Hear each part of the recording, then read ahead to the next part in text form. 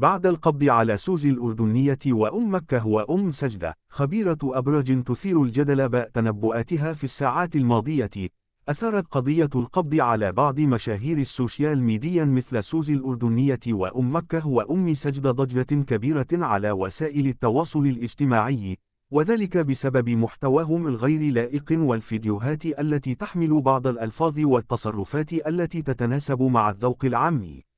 وفي سياق متصل، قد تنبأت رحاب منيعم، خبيرة الأبراج عبر حسابها الرسمي على موقع التواصل الاجتماعي الفيسبوك، بتعرض المشاهير خلال الفترة المقبلة للعديد من المشاكل، وذلك بسبب تراجع الكواكب.